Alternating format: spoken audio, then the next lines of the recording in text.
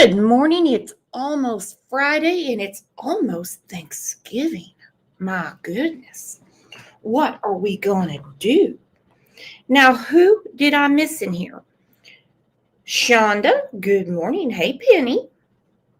Nufflin, preschool granny, I saw you. True Crumb Beat, what's up, girlfriend? Hey, Angie. I said hi to Diva. Now, what happened to Karma? Off leash? Good morning, Ilyanka. Hey, Comrie. What happened to Karma? Your cat was killed? What? Karma, what the hell happened?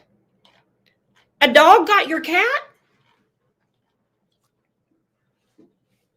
I cannot believe that. That pisses me off to no end.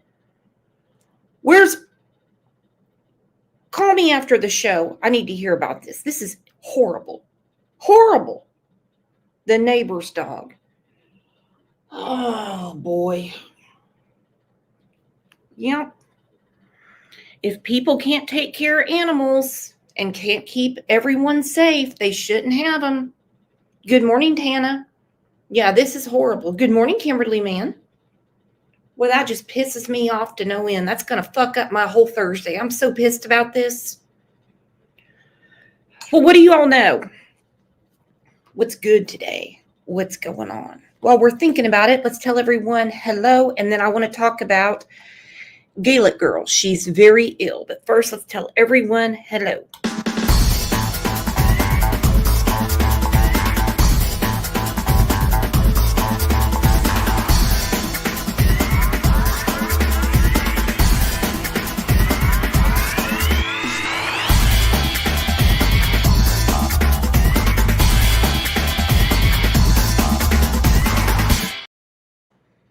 So glad you all are here.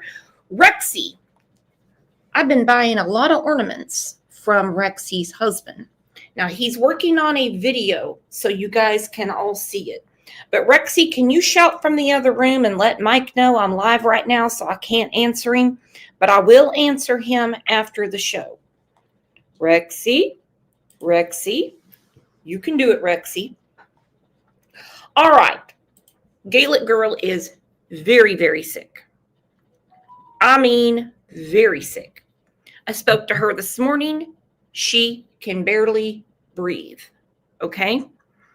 She lives in Ireland, and I'm not saying Ireland's making her sick, but she's sick. Okay, my friends? So she will see this on the replay. Everyone, please say something to Gaelic. And if you are watching this on the replay, give her a shout out. She's an amazing person.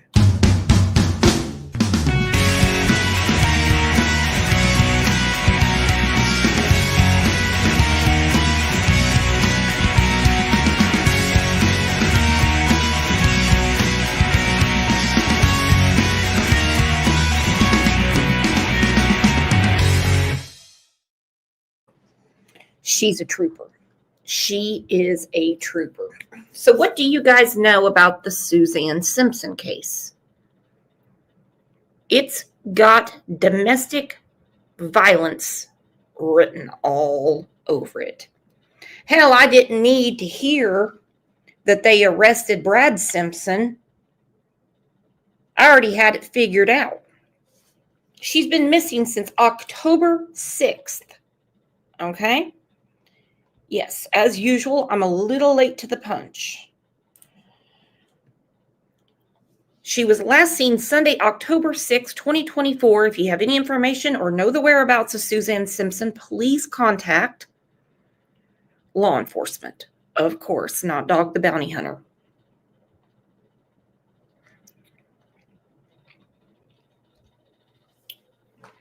As far as her truck, they keep talking about, I think it's no secret now as to who was driving it.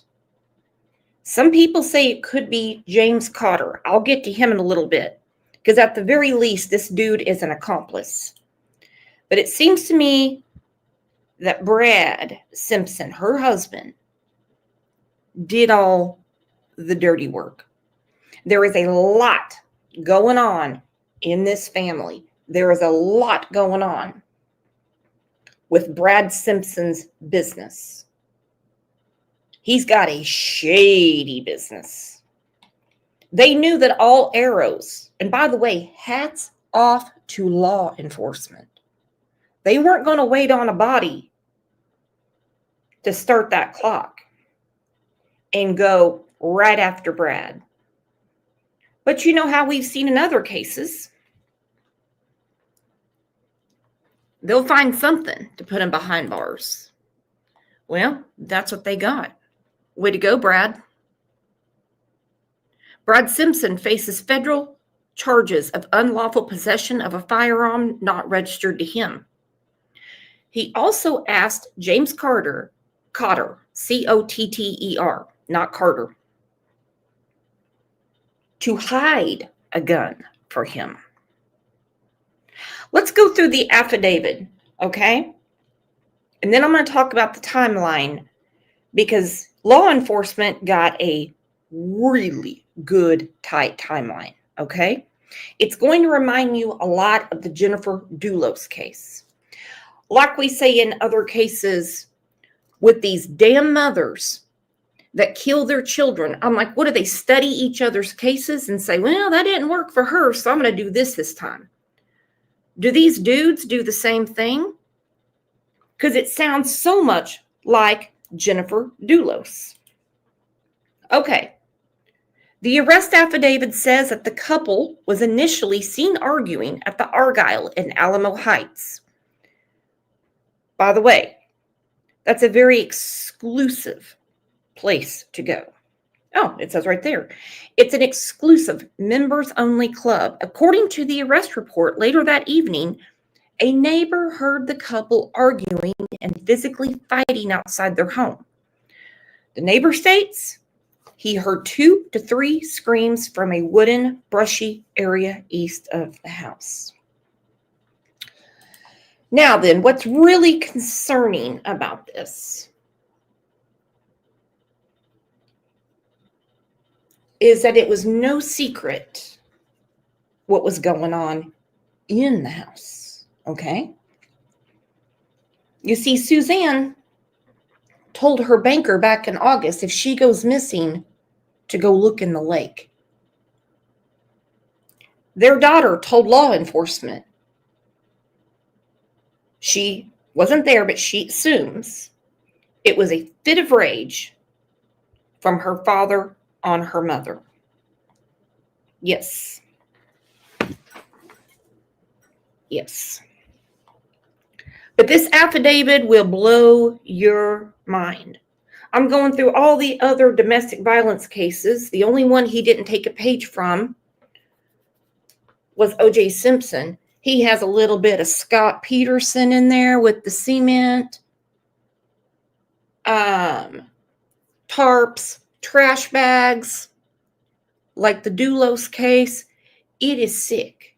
It is sick. And also somewhere in the middle of this is an inheritance that Suzanne received. Now, I understand there's some speculation saying that her sister might be in on it because her sister was written out of the will. I have a feeling Suzanne had an exit plan and that inheritance was a big part of it. We'll get back to that. Let's go through this affidavit, please. Breaking news we are still following at this hour. Just in the last hour and a half, a newly unsealed warrant revealing details surrounding the disappearance of Suzanne Simpson. Investigators charged her husband, Brad Simpson, with Suzanne's murder last Thursday. A week ago today, they charged him with murder.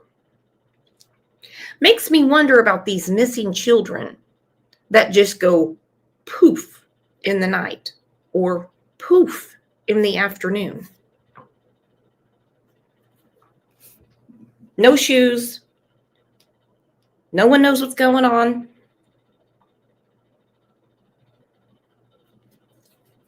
But law enforcement, they're not screwing around. Well, good morning, UFC Frog. And I agree with you, Debbie. It's just like Suzanne Morphew with the inheritance. Yeah. Daniela Ibarra has been going through these records. We're talking about trash bags, a tarp, and a whole lot of surveillance video. And this is the first time, Daniela, that we are getting an indication as to what evidence investigators have to charge Brad with murder, which happened last Thursday. Yeah, there is a lot to go through here. This affidavit is 8 pages long, so we've been going through it over the past hour and a half. Now, I went through it last night, and it's damn scary. I don't know if you all remember the Anna Walsh case out of Massachusetts. I did quite a few shows about Anna Walsh. And I was thinking about Suzanne Simpson. And I was thinking about Suzanne Morphew. I can't wait until they see old Brad's Google searches. Because remember Anna Walsh, her husband, who I think he put her in the incinerator because they're not going to find her. He put her in the dumpster, and he knew what day that dumpster would be picked up, and he knew that it would not just go to the dump. He knew it would be incinerated. He knew it. He Googled it. He knew it. But he was asking Mr. Google all kinds of questions. One question was, how long should I wait to date after I'm widowed? All kinds of crazy stuff. When they bring out Brad's, I have a feeling he had a lot of Googling to do. Now, here are the 3 big takeaways from this. Number 1, surveillance video from a Whataburger in Bernie. That surveillance video was taken on October 7th, around 9 in the morning, more than 12 hours before Olmos Park police say Brad Simpson reported his wife missing. The affidavit says that video shows some things in the back of Brad's truck bed. There's 3 big trash bags, a heavy-duty trash can, an ice chest, and a large bulky item wrapped in a blue tarp that's strapped down. And then later that morning, he goes to Home Depot to buy some more supplies. We're talking about Clorox disinfectant spray, insect repellent, cement, a bucket, and even more trash bags. Yeah, quick Crete. Are you kidding me? Are you kidding me? Good morning, Cicada. Brad Simpson's truck spotted on surveillance camera in Bourne on October 7th. 3 white trash bags, trash can, ice chest, large bulky item wrapped in blue tarp. My guess is that was probably Suzanne. Bought the quick Crete. Had conversations at the Home Depot as if he was just doing some house renovations.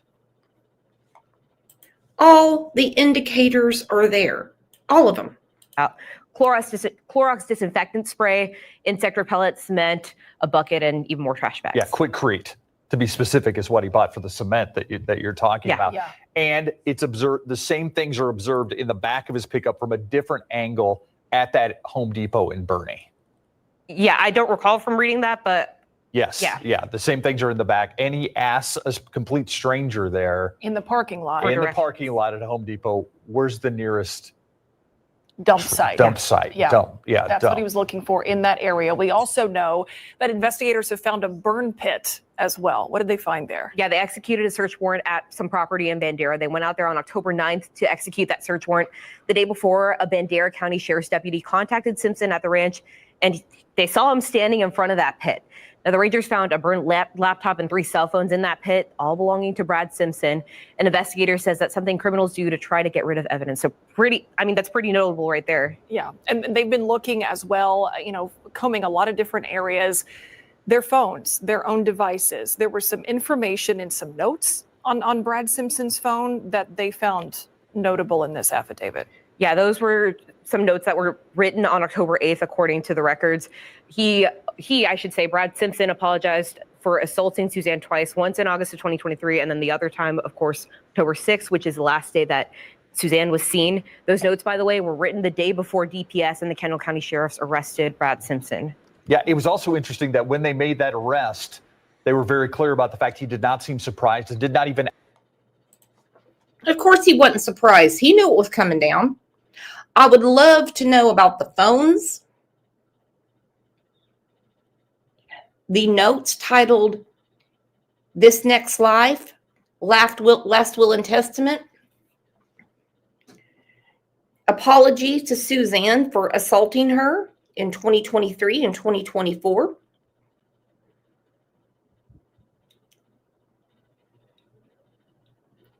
It sounds to me, especially when he did the last will and testament, he was trying to get the nerve up to kill himself. But he didn't. But he didn't have the nerve to do it. He's too selfish. He's too narcissistic. No, he's not going to do that. And I hope no slick defense attorney tries to say he was suicidal at the time this happened. They pulled some real slimy stuff. And ask why he was being arrested. Yeah, that was pretty notable. And by the way, we requested that video. They are fighting us on that because it's going to be a key piece of evidence in this case. Yeah. It sounds like they have a lot of video. Like I said, a lot of surveillance video. They have some photographs, and not just, they have stuff at the Home Depot. They have a Whataburger. They have stuff at the school where their young daughter attends. Plus they have stuff on. Who the hell could murder their spouse and then go to the damn Whataburger? Think about that. You really worked up that kind of an appetite? You think you would be throwing up. But he went to the damn Whataburger. He is accused. He is charged of killing Suzanne. Then going to the damn Whataburger. Unfriggin' believable. The interstate as he's driving from Bexar County to Kendall County into Bandera and Medina County, it sounds like. Yeah, and you know, some of the most heartbreaking details that I took away from this affidavit is that she had told people that, you know, he had assaulted her. I know the night that she went missing or that she disappeared. I know I keep interrupting, but I want to know what you guys think of this. It was no secret. Her family knew. The kids knew. Hell, her banker knew. She told the banker when she was moving money around, probably to keep it out of his crusty hands. She said, anything happens to me, look in the lake. Sounds like he threatened her. Now they have searched dumpsters. They've searched many waterways. So where is she? And if he wasn't surprised by the arrest, then why doesn't he just go ahead and do his children a solid and tell them where she's at? Hey, they can do their investigative work from there, but the body is the crime scene. And I am not victim blaming. I am not going to do the whole, why didn't she just leave? Why didn't she call 911? I'm not doing all that. The woman is dead. But when I hear about all these other people around her that knew, I'm not blaming her children because they were conditioned to what was going on in that home. The banker probably thought she was joking because, I mean, no one's going to confide into somebody at Bank of Oklahoma and say, hey, if I go missing, I'll be in the lake. They're not really going to take that seriously. But I think other people probably should have stepped in. But they have to live with that. They 100% have to live with it. I don't think that they had a very tight family because, I mean, this is what her sister posted. She put a picture up and was bitching about her sister getting that inheritance money.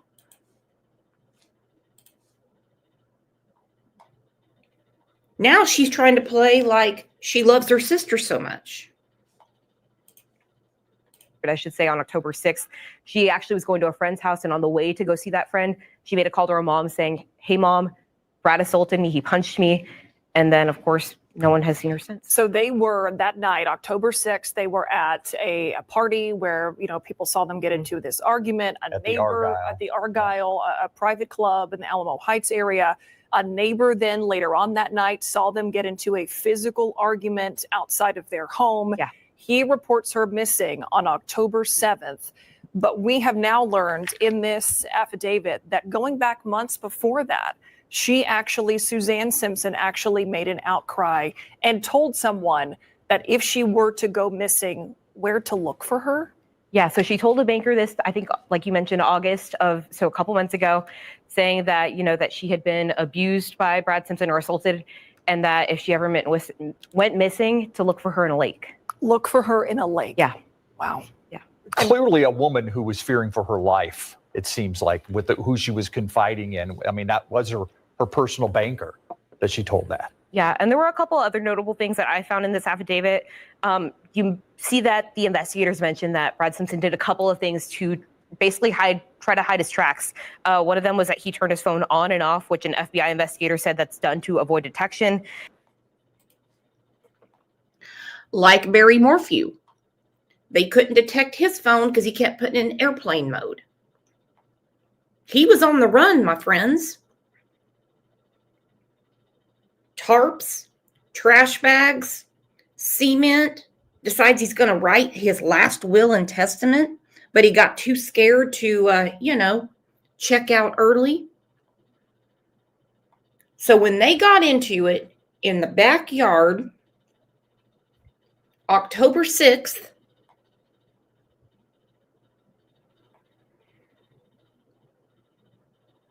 he had a lot of cleanup to do. Good morning, Jinbug. Good morning. And then, like you mentioned, that neighbor heard that disturbance, which is a detail that we had already known, but it's just interesting to see how it's all laid out now in this paperwork. Well, there was a lot of questions coming into this. Yeah. How do you file a murder charge against someone when you don't have the body? I think this answers some of those questions. It's not specifically said in this affidavit, but they definitely point out that whatever was under that blue tarp was fairly big. Yeah. Something that was deliberately concealed. Assuming by Brad Simpson. So that answers that question. And then also the surveillance video that we see of this blue tarp. Under that tarp was Suzanne. Yes. Under that blue tarp was Suzanne.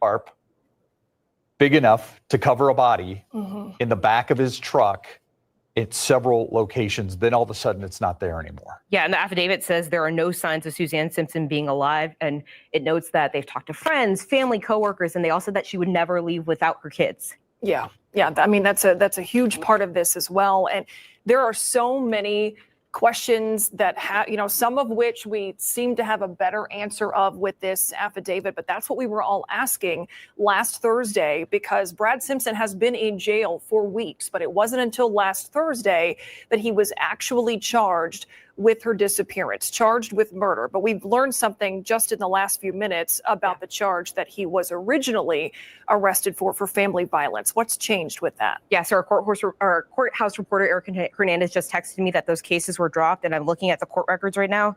It says that they were rejected because of extraneous offense and that the case was closed at 4:05. So just really 20 minutes before we got our hands on this affidavit. 2 hours ago, Yeah. They dropped the charges. And I'm guessing that's because they were misdemeanor charges and he's being charged with a much more serious offense right now. That's exactly what it is, Mr. Newsman. That's exactly what it is. They're not going to sit there and do a ton of paperwork and piss around with misdemeanors when they have him for murder now. No. And that happens in a lot of cases. We hear it in a lot of cases where they say, well, why don't they charge him with this? Why don't they charge him with this or with that? Well, I mean, truth is they can stack the books. But by the time the defense and the DA talk, it's going to get put down to a violation or a misdemeanor. It's not worth their time. You know, when you go fishing, you want the big fish, right? Now, correct? I would have to get back to you on that because I'm not 100% sure, but Yeah. yeah. But they're the charge of family violence, the charge of unlawful restraint, that's what landed him in jail in the first place. Then there were the charges related to prohibited weapons. Also, a business partner of his faced similar charges, tampering with evidence. But it's the murder charge that clearly investigators have been trying to make. And this affidavit that we received, about 4:40 or so this afternoon, this lays out their case. Yeah, and I mean, it's just heartbreaking to really read the details, especially just hearing how many times she had cried for help and told people that, something was going on. Yeah, that sticks with you. Now, some people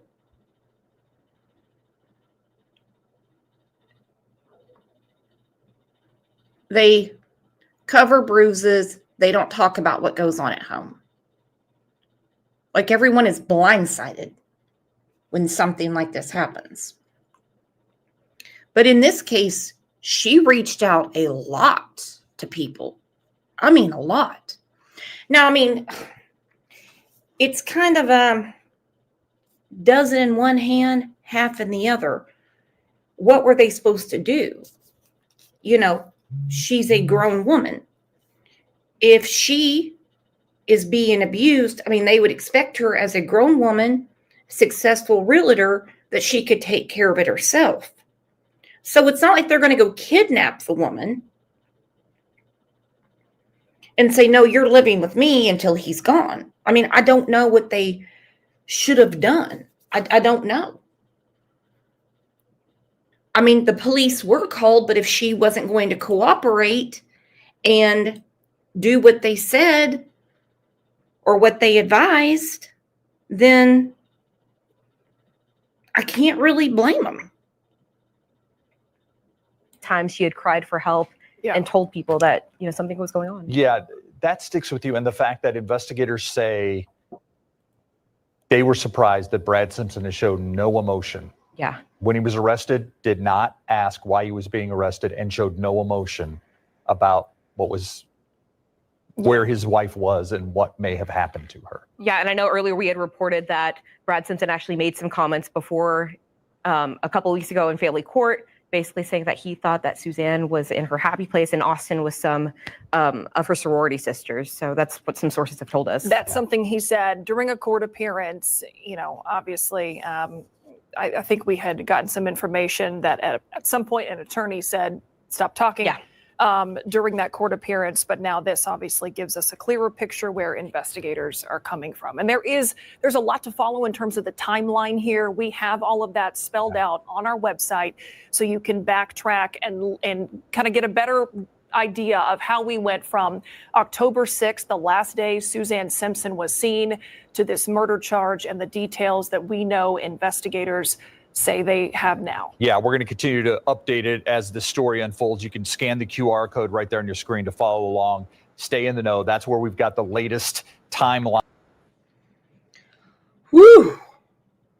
She joins a long list of women that were not safe at home. Look at the screen with me.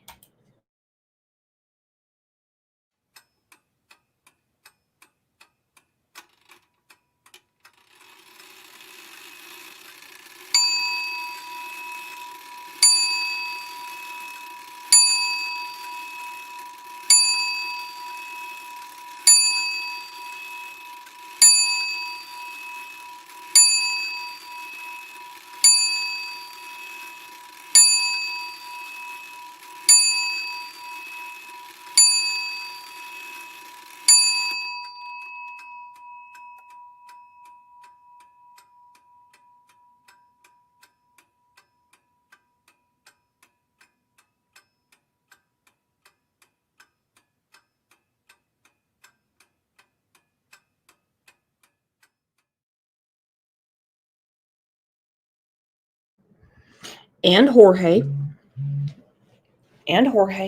I should have just said women. Now I want to talk about James Cotter. All right. This is part of the affidavit. James Cotter, he is Brad Simpson's business partner.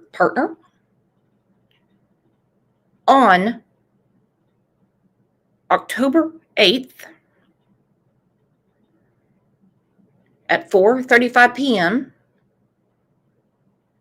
Brad texted James Cotter and he said, "If you're in Bandera, can you haul ass and meet me at your house?" "I don't have much time," Cotter responded. "I will be there in 40 minutes. Defendant responded, "Okay, make sure and leave all that shit into the pump house, especially the gun." He was hiding a gun for him. At 8:31 that night, Cotter texted the defendant, "Get over here. I won't tell anyone." This was followed by the following text from Cotter, "You're my brother." Okay, these texts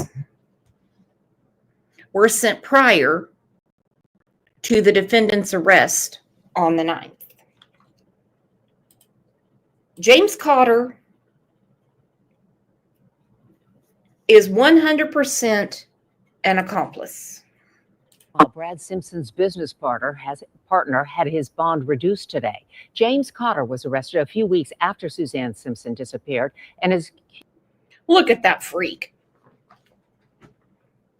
I've seen better looking school janitors than him. You're my brother. Get your ass over here. Brad is saying, hide the gun. And he did. He is an accomplice, in my opinion. accused of hiding a gun for Brad. Cotter was booked on $1 million bond for 2 charges. Today, a judge reduced it to $100,000 total.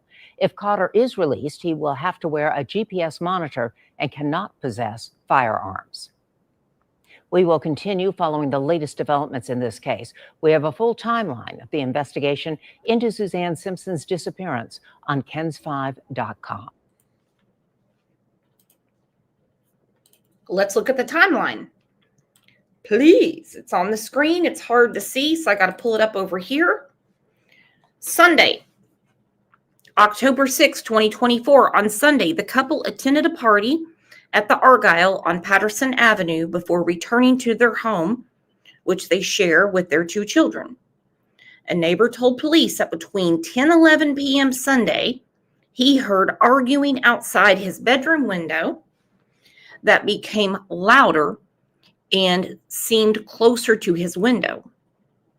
When the neighbor looked out his window, he saw the Simpsons in a physical altercation. Now, many will say he probably should have called 911 right then. Ask yourself,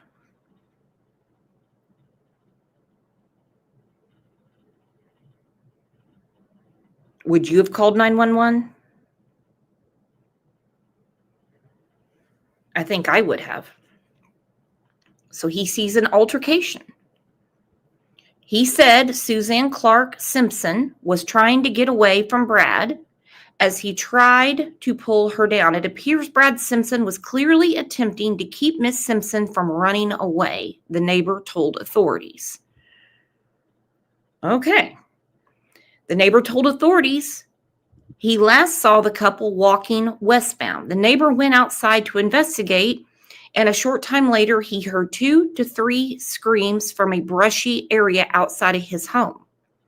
About an hour later, the neighbor saw Brad Simpson start his black GMC pickup truck and leave his house. The neighbor told authorities he saw Brad Simpson return 1 to 2 hours later. Sounds to me like he put her body somewhere and then did the cleanup work the next day. The next day, Monday, October 7th, 3 p.m., their child's school called Brad Simpson and advised him that their child had not been picked up from school. Suzanne Simpson typically picks up their child from school, Brad Simpson told police, according to the affidavit. Then on the 8th, Tuesday afternoon, police interviewed staff at the school one of their children attends. The child told staff that her parents were fighting and that her dad assaulted her mom and took her phone away. The child also said Suzanne had a bruise on her elbow. Then on the 9th, as of Wednesday morning, authorities have not located Suzanne Simpson. Law enforcement said at a Wednesday press conference that the authorities are asking for tips about Brad Simpson's black GMC Sierra and whether it was seen in a suspicious place on Sunday evening. Later on the 9th, Suzanne's husband, Brad, is in jail on 2 counts of domestic violence, assault, and unlawful restraint. Then on the 11th of October, multiple agencies, including the Texas Department of Public Safety, Texas Search and Rescue, set up many search parties. This is horrible. This is horrible. And this is really, at this point, where we are now. Now, Brad was already in jail on gun and domestic violence charges related to his wife's disappearance.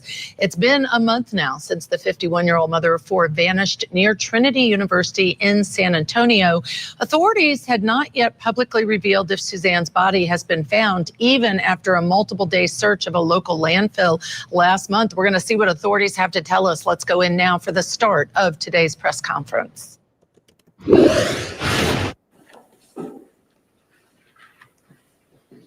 Good afternoon. Yesterday, the Almost Park Police Department, along with the Texas Rangers, have charged Brad Chandler Simpson with murder in the death of his wife, Suzanne Clark Simpson.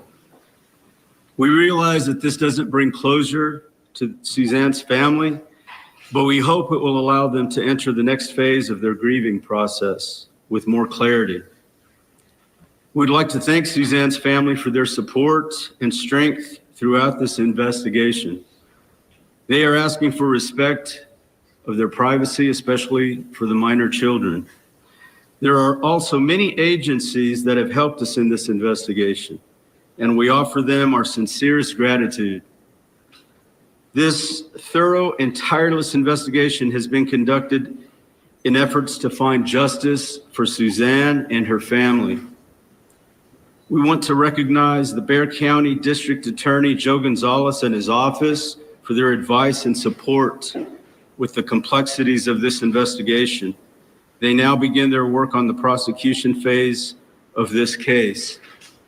We also want a special thank you to the Department of Public Safety and the Texas Rangers who have worked tirelessly with us, and we thank them very much, along with all the support from the citizens that we've had. We'd like to thank the family and the public, and we want them to know that the search for Suzanne is still ongoing. The Simpson family provided us with this message today to read, so I'll introduce Mr. Bart Simpson.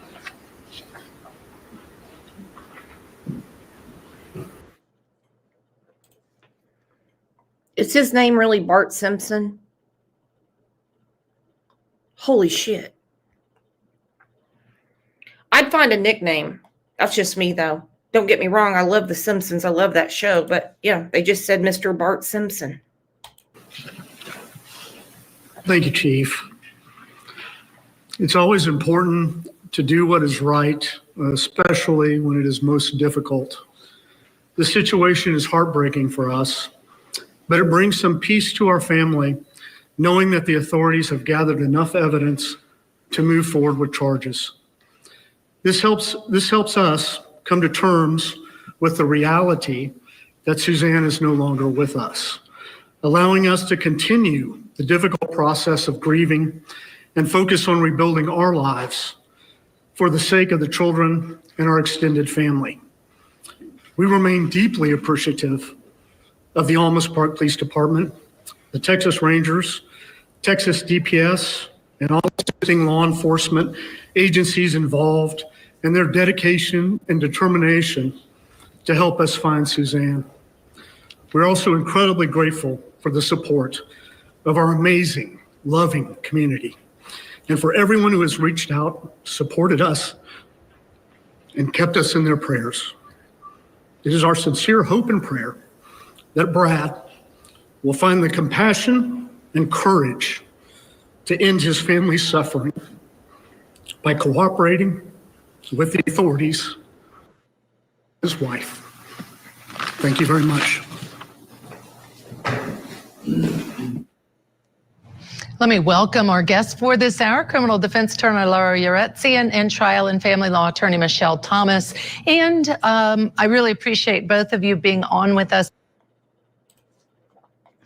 This is just sick. I mean, it is just sick. And half of these men, they don't want a divorce. No way, particularly when there's money involved. They want to do their own thing and be left the hell alone. So when they're challenged, shit's going to go down. That's what it comes down to. They have to keep that thumb on that woman. The easiest way to do it is keep her pregnant. But we saw how that went with Scott Peterson. Today. Thank you so much. So really short and sweet, so to speak, letting the public know that, yes, it's true, the husband's been arrested for the murder of Suzanne Simpson, disappearing about a month ago. 4 kids, Texas realtor. First of all, let me just get your reaction, Laura, to the fact that they held a presser and share this information with the public. Clearly, there's a lot of interest in the case. Otherwise, they wouldn't be holding this presser, and they're notifying the public. Maybe they're trying to put people's minds at ease. Maybe some of these people, it's a tight-knit community. Everybody knows each other. It must have been newsworthy enough for them to have a presser. So it just tells you that there's a lot of public interest and attention on this case. Yeah, and a lot of family I know has been pushing. And we just heard from Bart Simpson, who said, Michelle, that it does bring the family some peace that they've. Quit saying Bart Simpson. FFS. My goodness. Now I'm trying to picture that old dude on a skateboard. It's not going to work. Move forward with charges, but talk a little bit about victims. And this is the very beginning of the process, and it can go on for a very long time through a trial. So many things can happen, so many emotions. What do you think when you think of the victims of horrible crimes like this and they're going through the criminal process? Yeah, good afternoon to you, Judge Ashley, and thanks for having me. You know, one of the things people don't realize is that when a crime is committed or someone is missing or killed, it's not just that one, the primary victim who's affected, but it's the entire family. It's the loved ones, it's the friends who care deeply for that person. And so while it may give them some comfort and release, they have to remember that, first of all, legally, this defendant is still innocent until proven guilty, but also this is just the beginning of a very long and hard journey. During the course of a trial, if this goes to trial, the family members are going to hear probably critical evidence and heartbreaking evidence about domestic violence and what their loved one may have endured. And so this is really just the beginning, and it's important to surround themselves with the proper support moving forward. Right, Michelle, I didn't mean to interrupt you, but to surround themselves with that support is key. Well, they have pictures of her moving forward. Oh, hold on. If you look at the screen, I mean, unless it's a shadow, it looks to me like she has a pretty significant bruise on her shoulder. I know her daughter was talking to school authorities and said she had a bruise on her elbow. Important to surround themselves with the proper support moving forward. Right, Michelle, I didn't mean to interrupt you, but to surround themselves with that support is key. Let's go back in. I understand now they are hearing questions, providing answers. So let's go back to the press conference. And continues There's still information we ask. If the public knows anything, to please contact the Olmos Park Police Department or the Texas Department of Public Safety. The Rangers have not stopped investigating this case, as it has been turned over to the District Attorney's Department, as Mr. Simpson has been charged with murder. So again, as we said before, the District Attorney starts their process in the prosecution phase, even though we are not stopping our search for Suzanne Clark Simpson. Regarding the search, can you confirm that y'all are looking in the Bandera area? The Texas Rangers do not screw around. They do not screw around. No.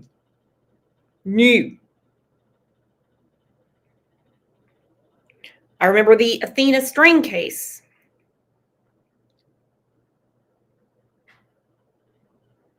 And the way they got right to the bottom of it. They don't dilly-dally around like some of these other agencies we see. There's a few of them I am so furious with, especially the ones that know who their suspects are. It is one of the areas that the evidence had turned us to, and so we continue to search wherever any of the evidence comes up.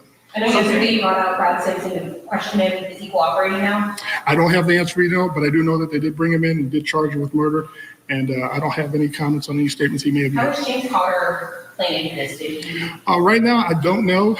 Like I said, I do know that it just led them to information or his involvement, but I don't have any information on his involvement that had anything to do with the murder. Regarding the criminal investigation, a lot of the public are wondering how come somebody can be charged with murder when he buys his new house. I think if you've seen, investigations going on for a while, and the officers and law enforcement have gathered enough evidence in order to charge him with murder.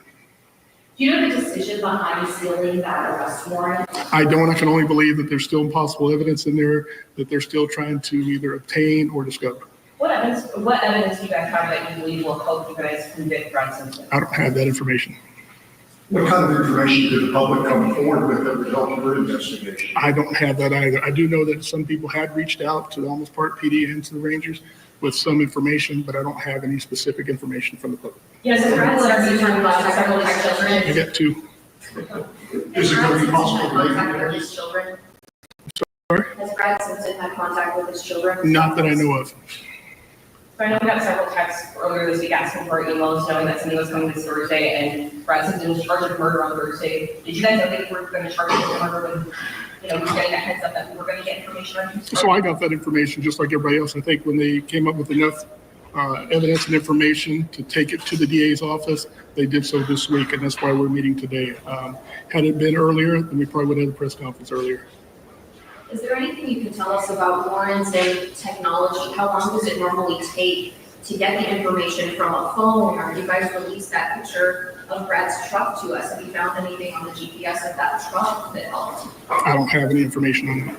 Do you have done any more searches since the landfill?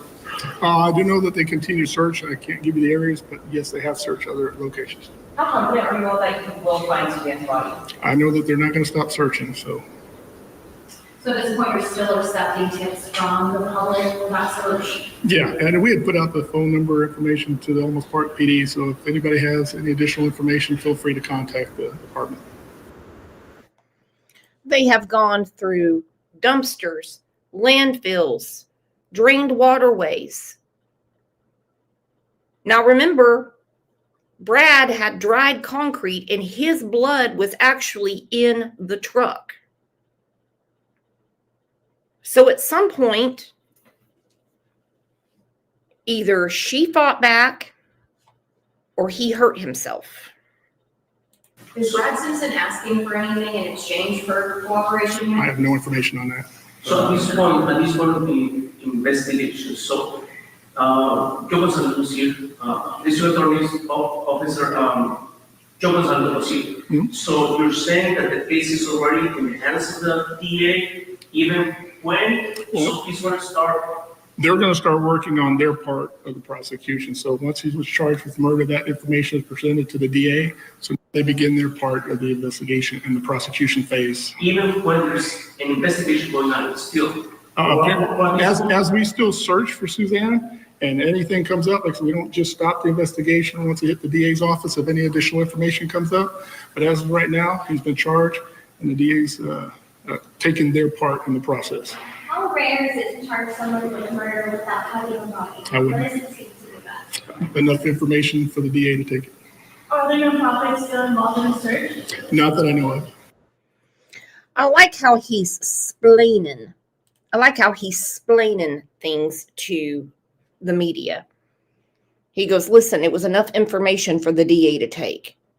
It was enough information for a judge to sign a probable cause. It was enough. Okay? We're pretty sure we got this shit. So quit asking 8th grade questions. This is not a civics lesson. 2 more. Can you give me your name and title for the record? I'm Sergeant Dion Cockrell, PI with the Texas Department of Public Safety. Last name Cockrell. The first name? Dion, Deon. Why is it important that the Texas Rangers were brought in on this? Well, I think it's such a big case, and the Almost Park PD asked for their assistance, and as a state agency, we assist all local and other agencies. Last one, can you make a statement on the accused? Sorry? What questions would law enforcement still like answer about this case? What questions would I like? I think the most important thing is trying to find Ms. Clark. Can you make the same statement which you said, Mr. Simpson is being charged with murder? I just need it on. Well, I can confirm that you did hear from the Almost Park Chief Yegas that Brad Simpson has been charged with murder, and the case has been turned over to the DAs. Thank you.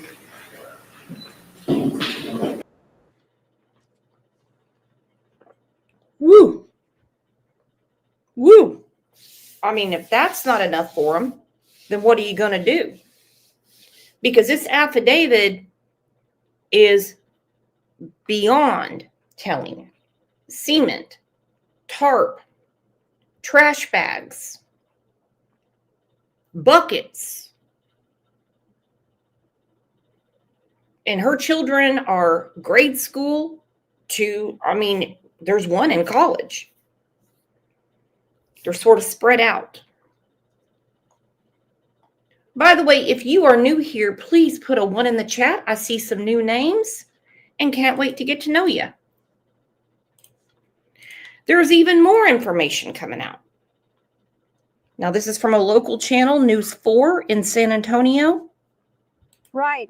And something that this affidavit is revealing is that law enforcement really did know a lot more than they were letting on last month. Just a week after a lot of the surveillance video was obtained, just days after she had disappeared, some even a week after she had disappeared, really just paints this picture that law enforcement really had a lot going on behind the scenes that we didn't necessarily know about. This was initially sealed, and it's worth noting, Robert, that last week we had emailed the judge that had authorized this warrant asking for clarification after we had learned that there was potentially grounds for the release of this affidavit. And I emailed Friday, I emailed yesterday, and I emailed today. I even called the judge's office minutes after we had called.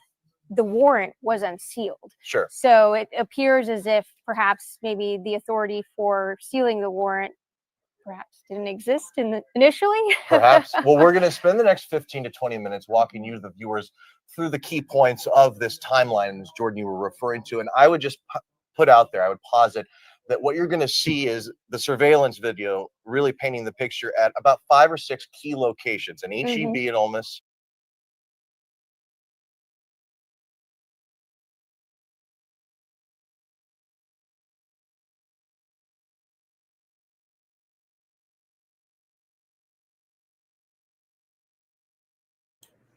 Dang it, I had myself muted. Their surveillance videos say a lot. Now, I know there's already some head petters out there saying, oh, it's all circumstantial. They haven't found Suzanne. But these are the same people. These are the same people that say, why don't they just go ahead and arrest Katie and Chris Proudfoot? Or why don't they just go ahead and arrest Dawn and Candace? It's like, okay, it can't be both ways. It can't be, it's only circumstantial when it comes to this dude And then on the other hand, you want everybody rounded up. It doesn't work that way. They had enough for the DA to say, yeah, I'm ready to rumble. And for a judge to sign a probable cause.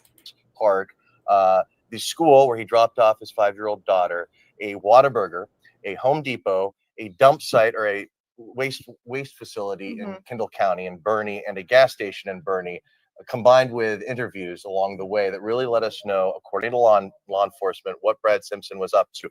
How about contradictions? Anything we learned in terms of when they first initially asked Brad, hey, where is Suzanne, on the evening of Sunday, October 6th, after that confrontation at the Argyle Club? He initially says what? The last time he saw her alive was Sunday night. When he tells, we find out in this document that he had told police that he peeked in on Monday morning and saw her sleeping. On a second time. So initially he tells Yes, responding that's officers, the second time. last time I saw my wife alive was Sunday night, around 11 o'clock. He then the next morning speaks with the police chief, Fidel Villegas of Olmos Park Police Department, and says, well, actually, I saw her Sunday night, but I also saw her Monday morning around 6:30. I peeked in and I saw her sleeping. So that's a contradiction right there that we initially see that kind of raises concern from law enforcement that there's not a consistent story being told. How about the cell phone cycling on and off? What's that all about? So it says in the affidavit that he kept turning his phone on and off, but something very interesting is that the law enforcement officer who wrote this warrant up indicates that he turned his phone on lockdown mode.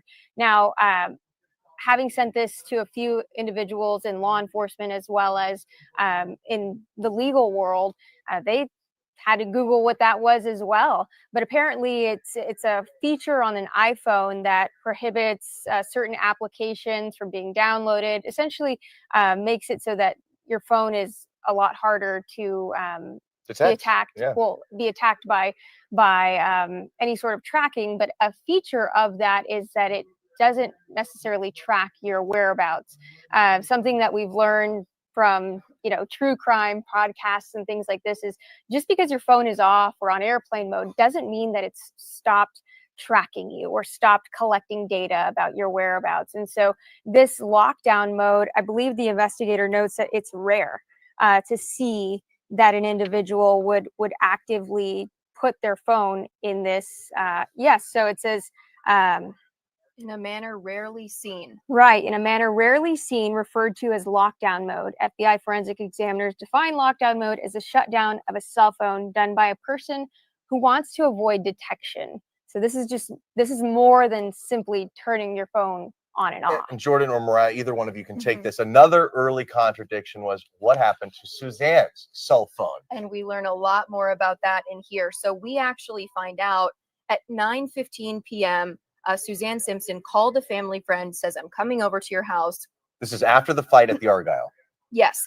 And then she calls that friend, says, I'm on my way. Then she calls her mother and reports that Brad Simpson has assaulted her and gives details on that. About an 8-minute conversation that starts at 9:16. And so then we learn that Suzanne Simpson's cell phone carrier reports that her device was suspended at approximately 9:16 at the request of the subscriber. So law enforcement believes that it was Brad Simpson that called the carrier and said, cut off her phone. Well, what does that tell you? Now, I don't know about you mamas in here, but if I get a call from one of my children saying I've been assaulted, hell, I'd call the National Guard. Shit's going down. Shit's going down. But then you think about the Scott Peterson case. It didn't take him too long to want to sell the house, sell Lacey's car, get porn channels on the cable. He had a lot of stuff going on because he knew she wasn't coming back. Brad called and said, turn off her cell phone. You know why? Because he knew he didn't need to pay that bill anymore. which contradicted his initial statement to law enforcement that she lost it coming home from HEB. She was at an HEB. She somehow lost her phone at the HEB.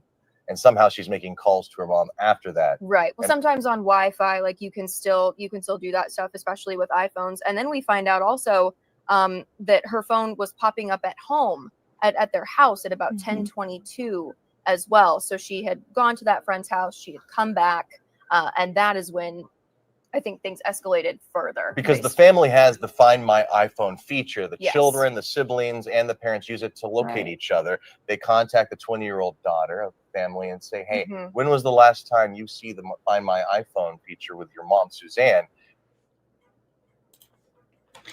And damn, might I say, what a beautiful house. What a gorgeous house. Hell, the landscaping alone is probably $100,000.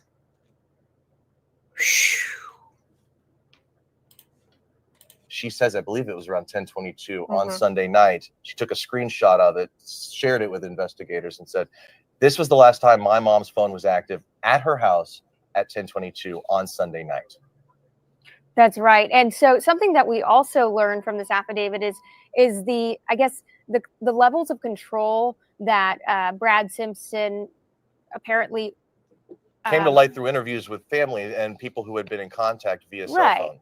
Right, Text messages that that he were had shared. exercised over Suzanne, including one individual telling law enforcement that Brad Simpson would often take Suzanne's phone and whenever they would get into arguments, and then their 5-year-old child, telling, I guess, somebody at the daycare that Brad Simpson had taken his mother's phone and because they were fighting and turned it off, which also contradicts. So she lost it at HEB. Right.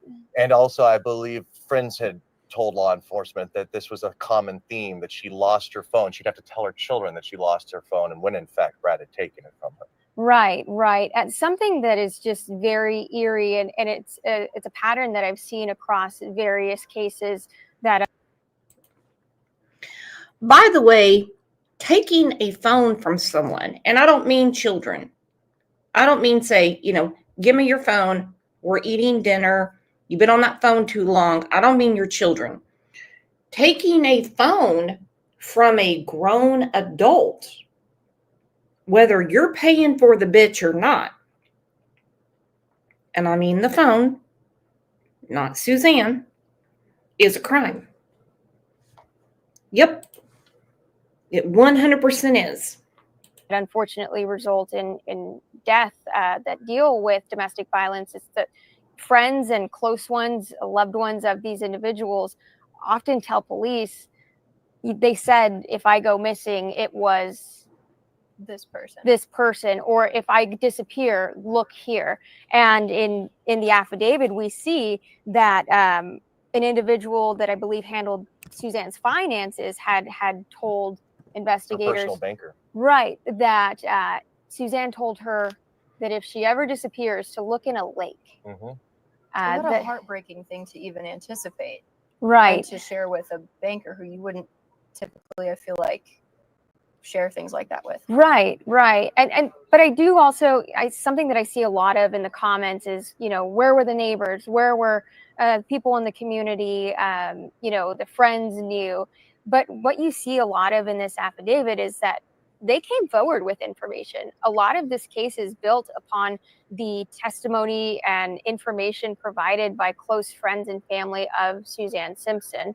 Domestic violence is a very, very complicated thing to navigate, especially as somebody, on the outside of this. So those at home that are wondering, where were these people?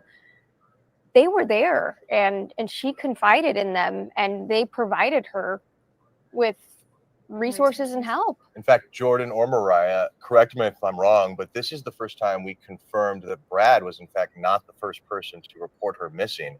It was a close friend at 9:57 who called police, urged Brad to, didn't get the sense that he would. So she herself calls police and says, Suzanne is unaccounted for. It was then at 10:11, some 14 minutes later, that Brad calls the police chief of Olmus Park and says, I haven't seen my wife. So it was at the urging of others. If you're not going to call, we will. Right. We didn't know that until now. That's another detail that comes to light with this affidavit. Right, definitely. And you had mentioned earlier just how minute by minute we're learning his whereabouts.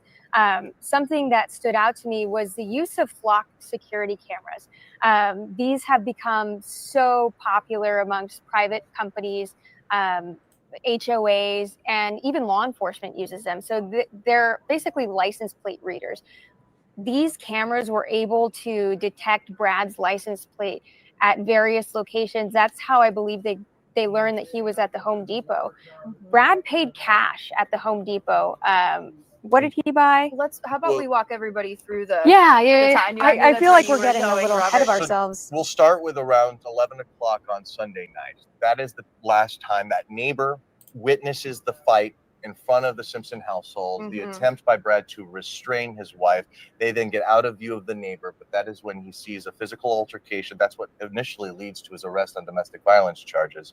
Now we're in the middle of the night. Now we're the next morning. Around 7:50, I believe, is when Brad is spotted on surveillance video dropping his 5-year-old daughter off at the Early Childhood Education Center. And we're starting to get a glimpse into what's in the back of the bed of his truck. And it's so eerie when you think about it. He, in this video, drops his child off at school, and in the back of his truck, it details that you see trash bags and what appears to be a large ice chest. So investigators. Okay, now what the hell is the ice chest for? Need I ask? Now, it's not uncommon for people to carry around an ice chest. It's really not. Particularly in my neck of the woods. People always have an ice chest with them. We go to the lake often and things like that. This was not common for Brad Simpson, though. So what's the ice chest for? Did he go somewhere and dismember her?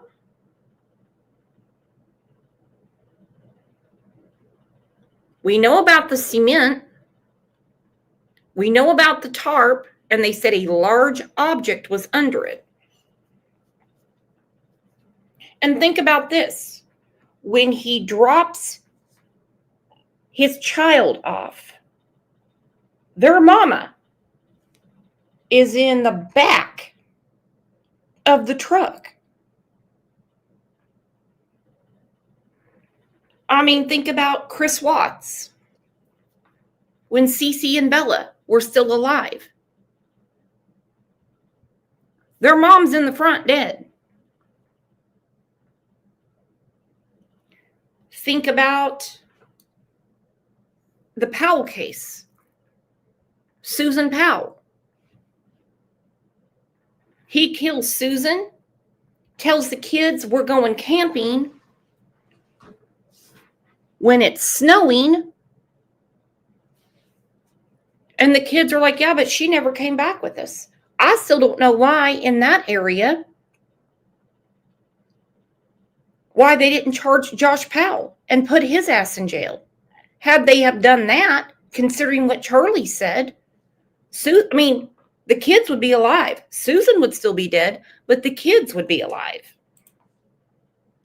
Flag that. They continue through his day. He's about to have a busy morning after dropping off his child. So, multiple stops. After. I just thank you, blessed mama. Maybe he used the ice chest to mix the concrete. Woo! Very good. Yes, I'm loving that. After he drops the child off at school, then he goes to a Whataburger and To get some food. He's hungry. To get some food. It says he does use his debit card here. And then they observe these items in the truck bed: 3 white trash bags, a large gray heavy-duty trash can, an ice chest, a large bulky item wrapped and secured in a blue tarp with a silver in color metal firewood rack placed on top of the blue tarp in a manner to conceal and weigh the tarp down. Now, what does the affiant believe? The person writing this affidavit, what do they believe that means? They believe that he's trying to avoid people detecting whatever is in that tarp. In fact, he goes on to explicitly say that he believes there is an unknown object concealed within the blue tarp due to its shape and size and it being secured by a strap rope.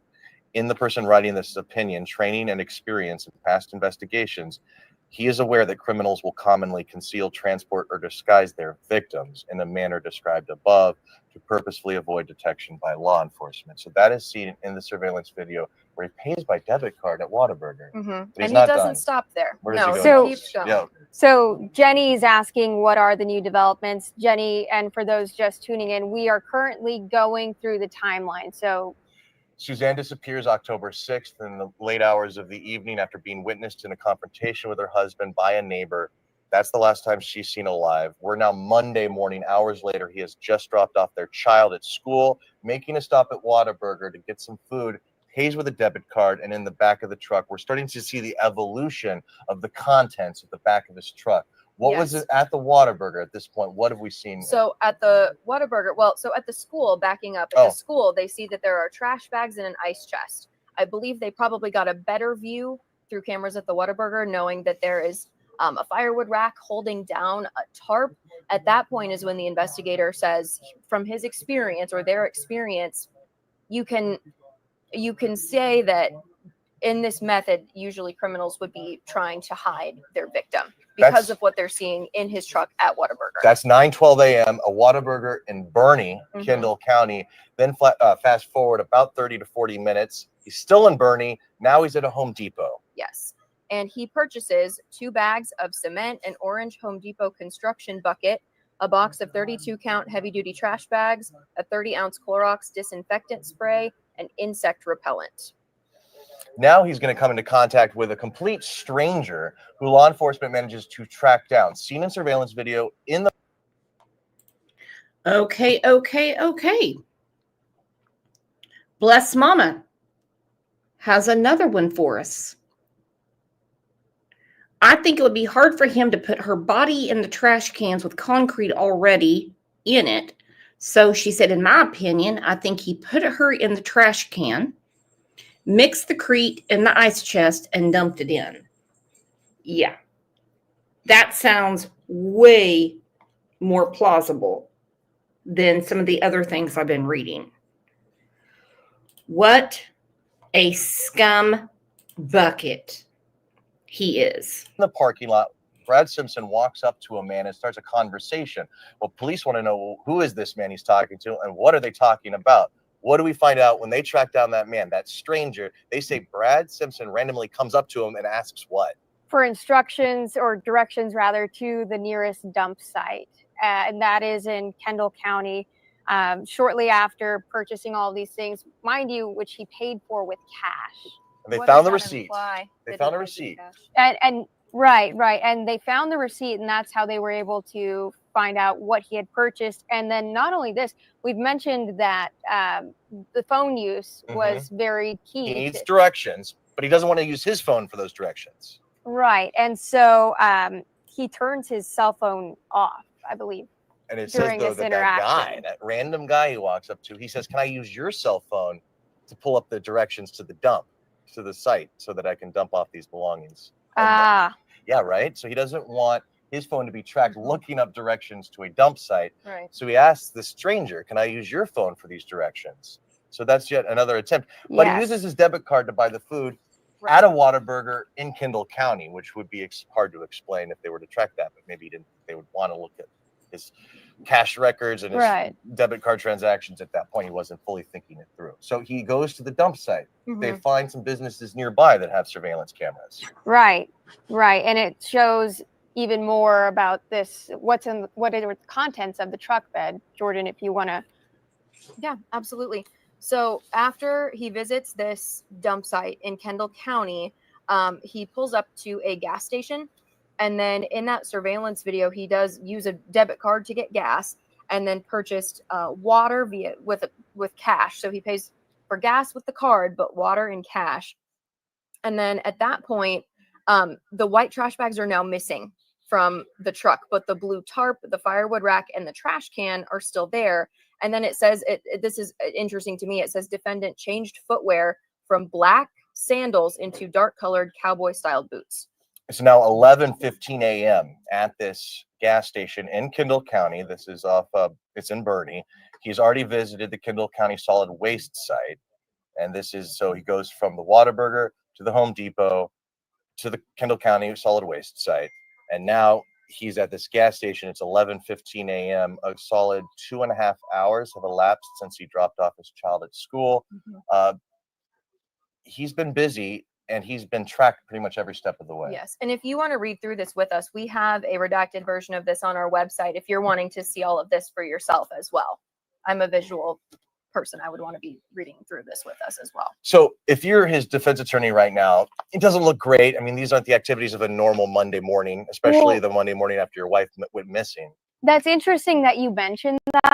I have sent this to a number of criminal defense attorneys, and one had said, you know, I don't see any evidence of murder at all in there. He bought some things at Home Depot, period.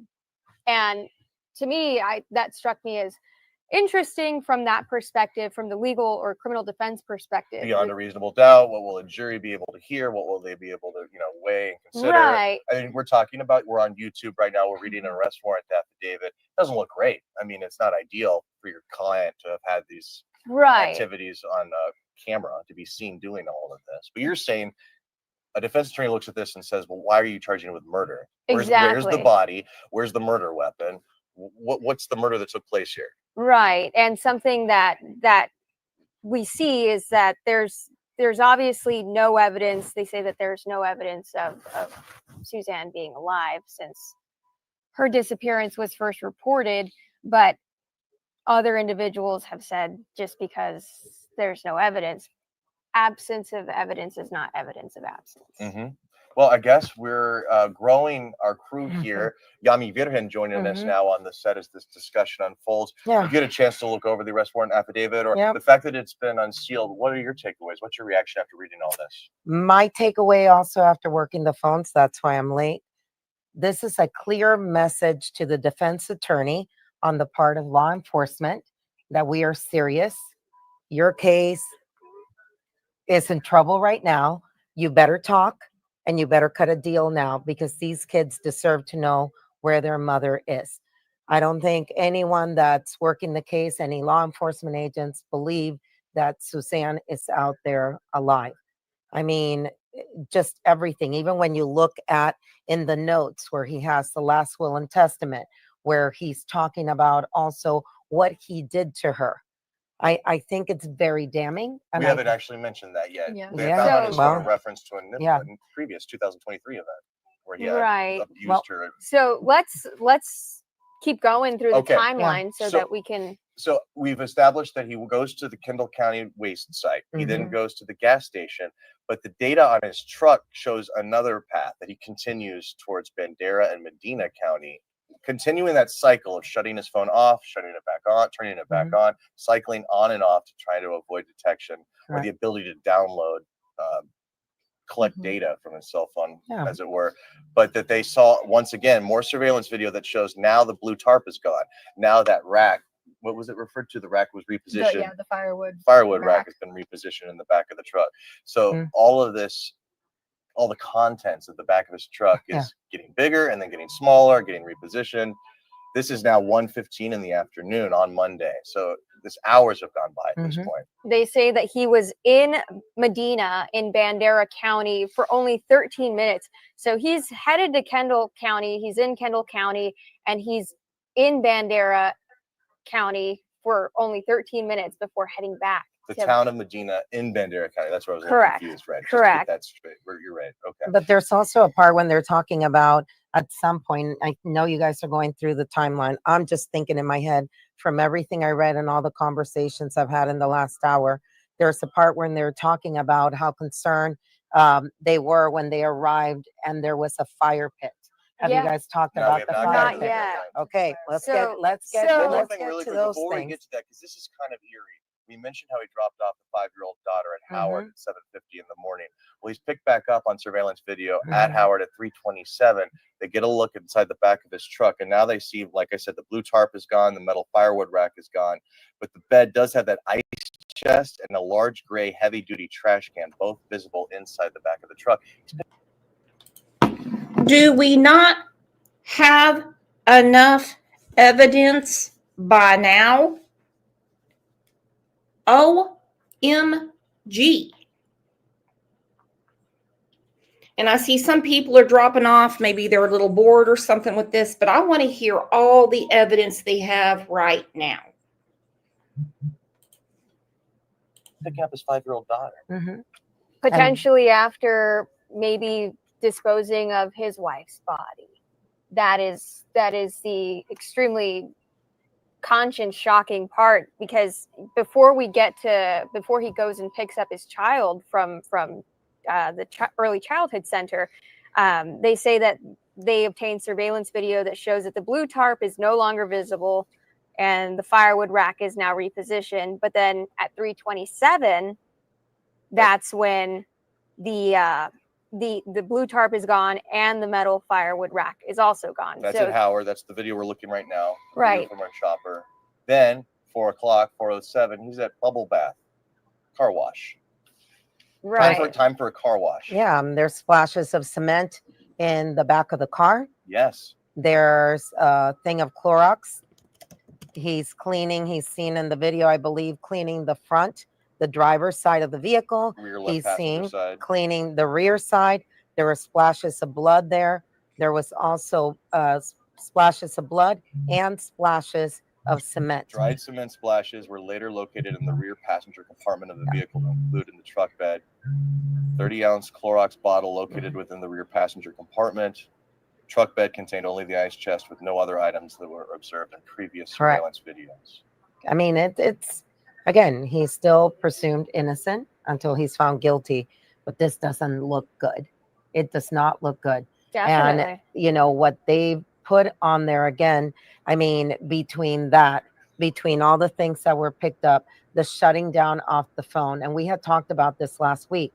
Your apps will pick up. If you turn something on, the apps will record where you were and when it got picked up. Oh, thank you. Where the apps got picked up, where were you?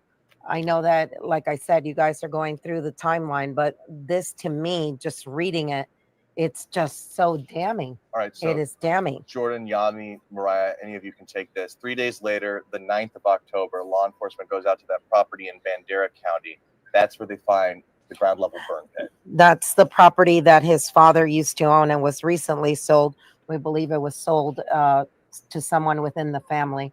We had looked at that property before. Jordan, what did they find in the burn pit? They find at least 3 cell phones. They find a burnt laptop as well.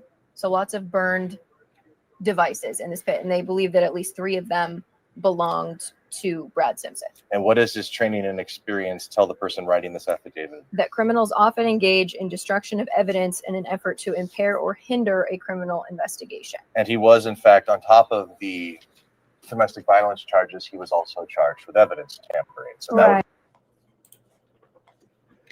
Okay, I was sold at Whataburger. I really was. I was sold at Whataburger. By the way, we have some new people in here. Can everyone take a second and welcome our new friends? And don't forget, we have memberships. You'll love our members' lives. We have a lot of fun in there.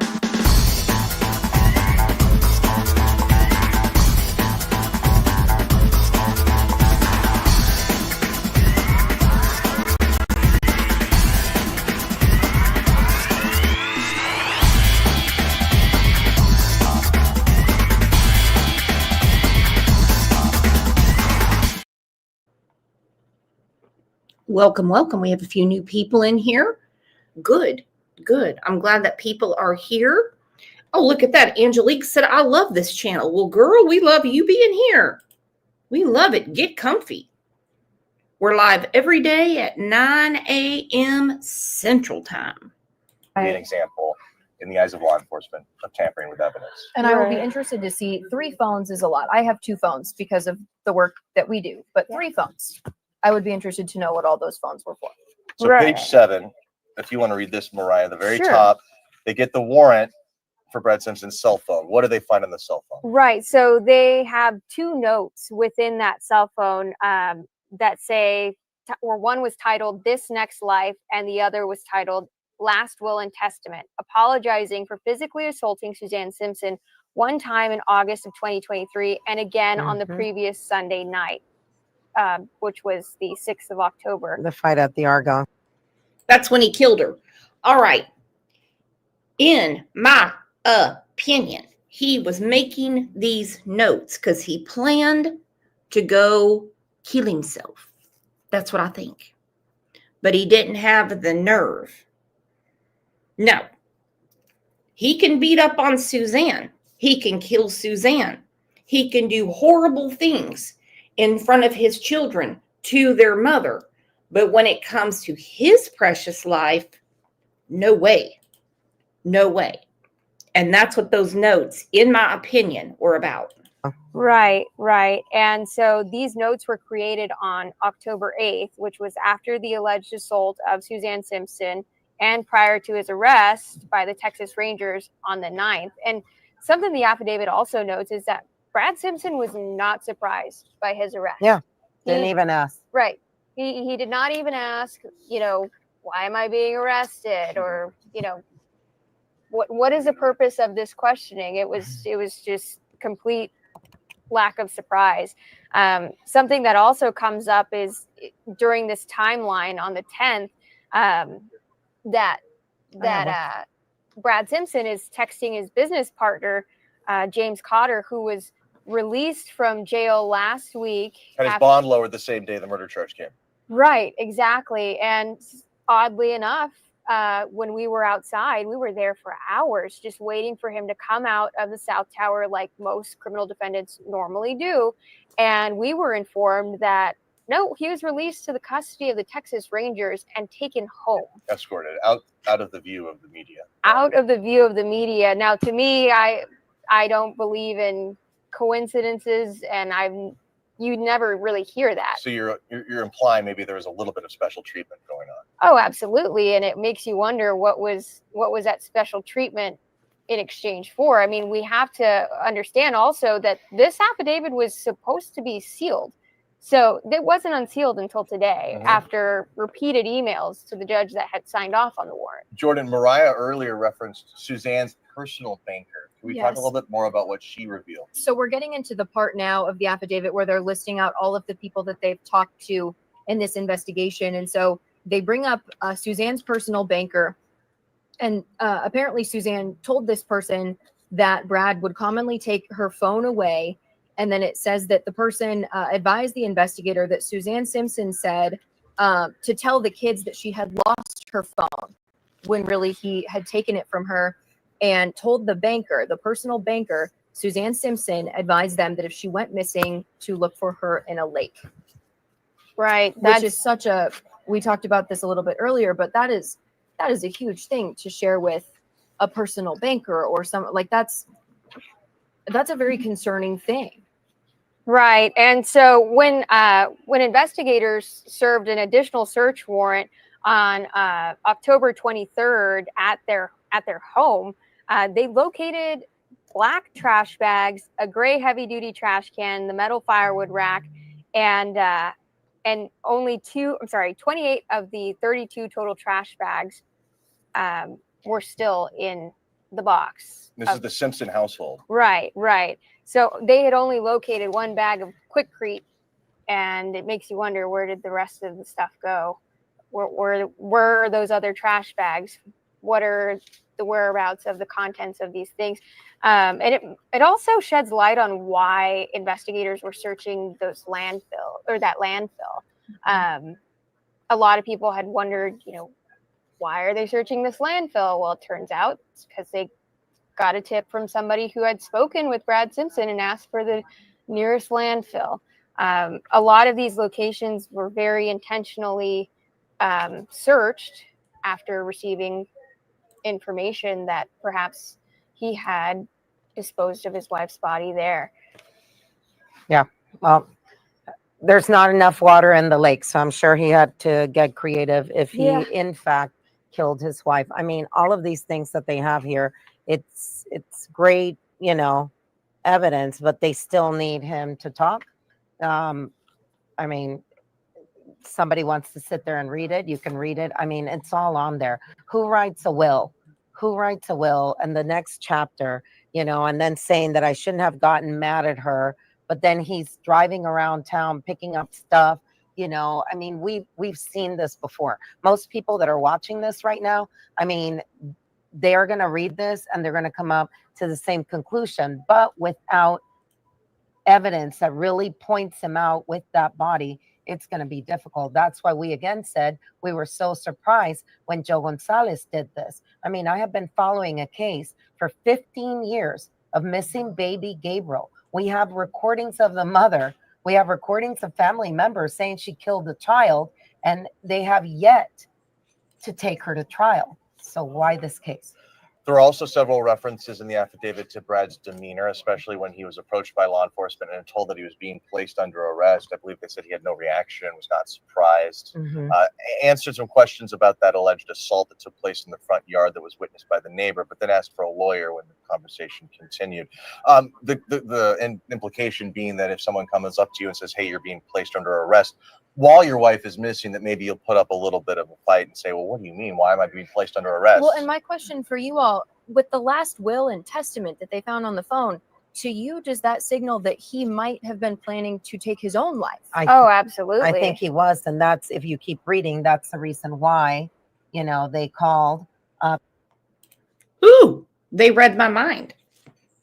Absolutely. Kimberly Mann said, where are the kids? They are with Suzanne's sister-in-law and brother, is what I read.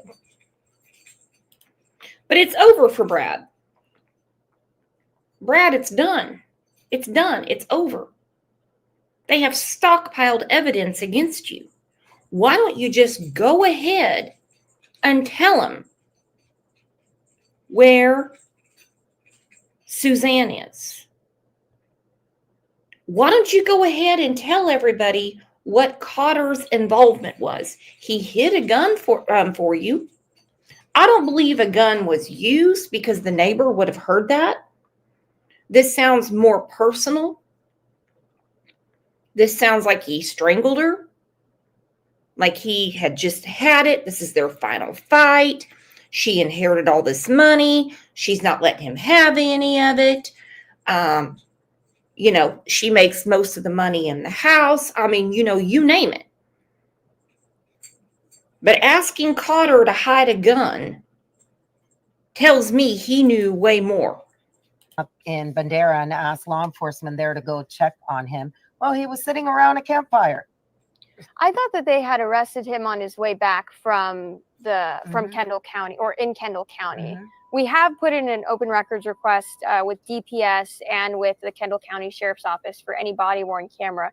But from those interactions, DPS has advised us that because it's an open investigation, they're going to send that to the Texas Attorney General's office for a decision. Have not yet heard back from Kendall County, but Yeah, this was interesting. You referenced this, but just to lay it out a little more explicitly, that when they were looking through Brad's cell phone, they found a text message that he had sent to a woman who lives in Longview, Texas, a friend of his, who basically, he apologized. He says, a quote, "I still feel bad about tonight," referencing Sunday night, the confrontation at the Argyle Club that was witnessed by, you know, members of the public. "I never should have grabbed her phone and drove off, but she was so protective of it. My dumb ass didn't know her passcode, so I got locked out, had to bring it back.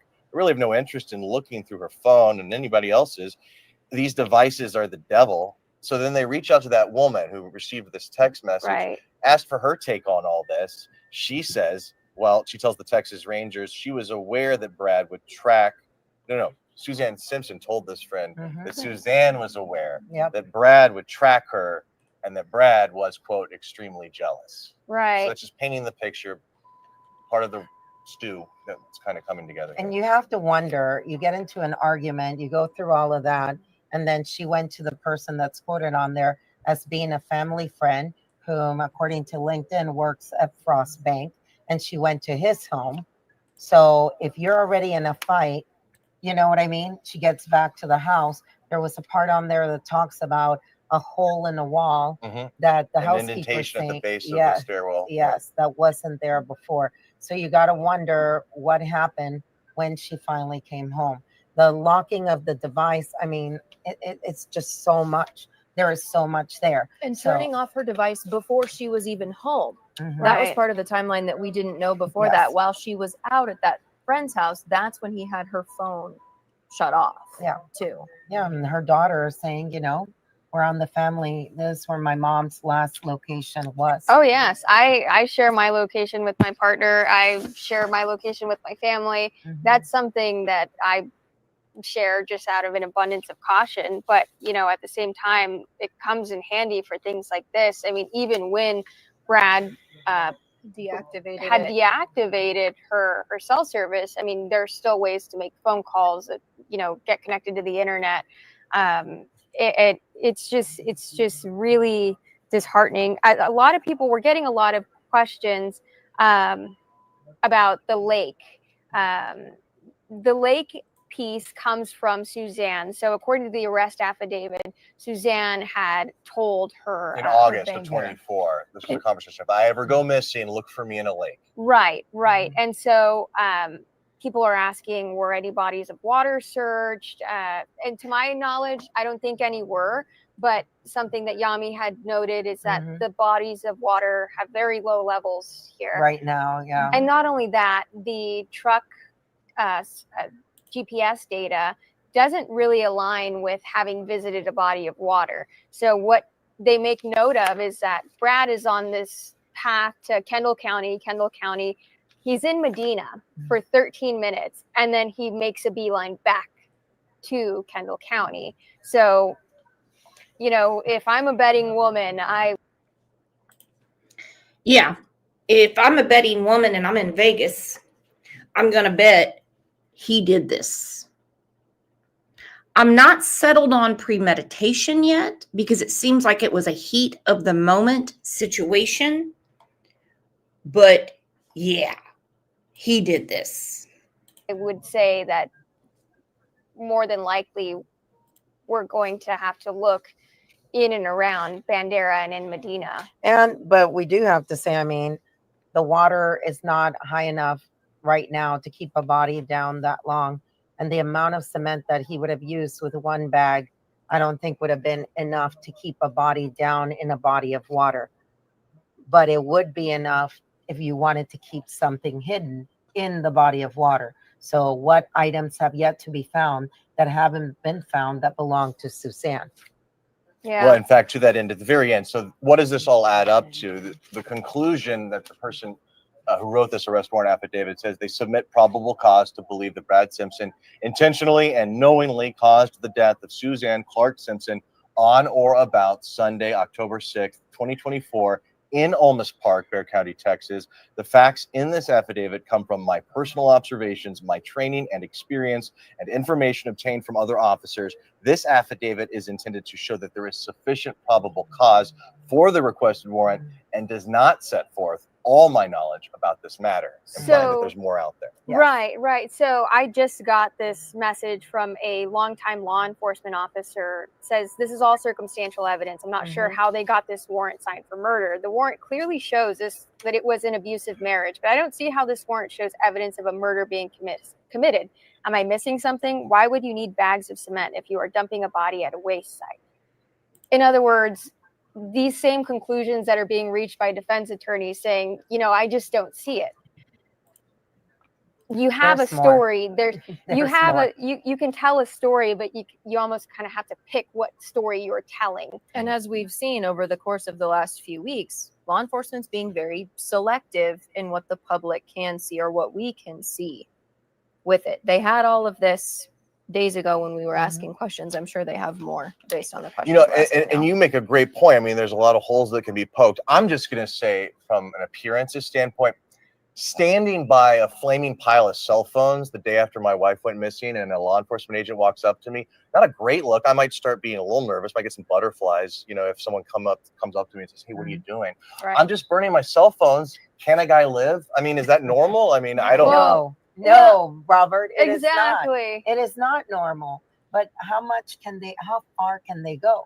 Yeah, you're burning your cell phones. Are you breaking the law? At that point, they didn't know It's not a great look, Yeah. But yeah, it says a Bandera County Sheriff's deputy walks up to him sees a roaring fire. It says, what's going on? My cell phone's burning, you know? Well, and they also note that all 3 cell phones belong to him. It says 3 cell phones belonging to the defendant. So what about? I think we all know why he had those different cell phones. Come on. I think we can all figure this out. And we've heard of burner phones before, but not burning phones.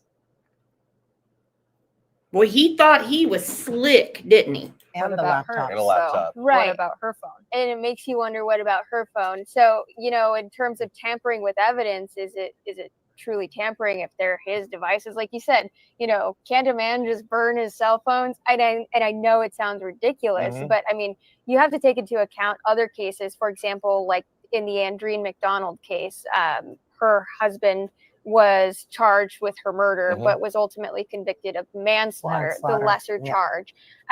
So even with a body, you know, a jury of his peers did not find that there was enough. Right, and it was all similar evidence, a lot of stuff in the back of his vehicle, a lot of trash bags, a lot of burning taking place, and that was all after the fact. It was more like it's manslaughter because you can't prove what led up to this murder. Exactly. Yeah, he even took the stand. Former Air Force Major Andre McDonald takes the stand and said, I was mad at her after she died because she caused me to get in this fight with her. The fight was an accident. That's why it was manslaughter. But then I hit her bones. I took her out to a rural property. Then I went back and started desecrating her bones because I was so mad at her. But that doesn't imply murder. That just implies desecrating a body. Correct. And so, yeah, he's got cement. Yeah, he's got heavy duty trash bags. Yeah, he's asking a stranger in the parking lot of a Home Depot, hey, give me directions to the nearest dump. I mean, sure, that doesn't look great, but that doesn't prove murder, is what these defense attorneys are saying. Exactly. And even law enforcement. And so to add to that, though, I mean, many of the same circumstances here in the immediate aftermath of Andreen's disappearance. I remember distinctly one of her friends calling the station and telling me, you know, she always told me if she disappears that Andre did it. And, you know, you see all these anecdotes from friends, family, loved ones, and even she would never abandon her kids. You know, there's been no sign of her since she was missing. Yeah. No activity of any sorts. Exactly. And I think for a lot of these cases, I've done other cases when I was up in Milwaukee. There was one that the woman was being poisoned with antifreeze. And she did tell someone at the bank, and this was a national story, if anything ever happens to me, it was my husband. He was poisoning me. I think most of these people know when things are so bad that they may end up dying. And that's why they start telling the story to people here and there so they can be found later on. I mean, I'm sorry. At this point, you know, if he does know something, his attorney has this. I would love to hear from his attorney. So if you're out there watching, give us a call, because I'm sure right now you have got to be freaking out with this if I'm the attorney. So defense is saying, hey, they have A, B, and C, but they're not showing how A causes B, causes C. So like the final step. The defense attorney, when he gets one,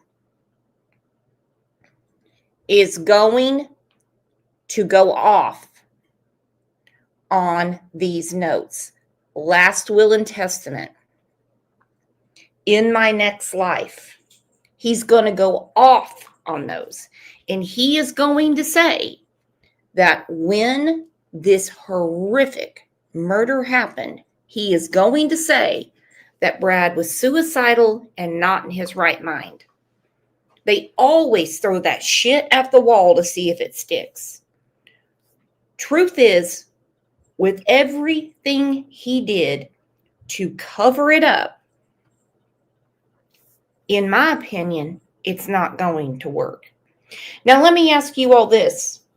Do you think James Cotter is an accomplice? I personally do. In my opinion, allegedly, as we're supposed to say, because of this. And this is just a small snippet October 8th, Brad texted Cotter, if you're in Bandera, can you haul ass and meet me at your house? Cotter says, I don't have much time. I'll be there in 40 minutes. Brad responds, okay, make sure and leave all that shit in the pump house, especially the gun. So he's hiding a gun for him. The other shit, I don't know. 8:31 p.m. Cotter texted Brad back saying, get over here. I won't tell anyone. Then he says, you're my brother. He was helping him hide. He knew. He knew. And I'm not done with these assholes yet. There you go. Zcali said if he's hiding a gun, he sure as crap knows everything. You better believe it. That's his work partner. That's his business partner. Like he said, you're my brother. You're my brother. Well, I tell you what, guys, I know this is a lot to go through today. And it's a new case. And it seems like it's pretty much seamed up. But we're going to continue to follow it, whether it's in the Facebook group, on here, on the community tab, because I really want this woman to get the justice she deserves. I want every victim to get the justice that they deserve, because they damn sure didn't get the love they deserved on this earth. Well, I love you all so much, and I will see you back here at 9 a.m. Central. I know we had a lot of new people in here. Remember, please, right there, Live True Crime, weekday mornings, Monday through Friday, 9 a.m. Sometimes 2 shows a day. Sometimes we go live on the weekends. Woo! Woo! We have a lot going on. Thank you guys so much for being here, and I will see you back here tomorrow morning. You guys are the best. Bye-bye.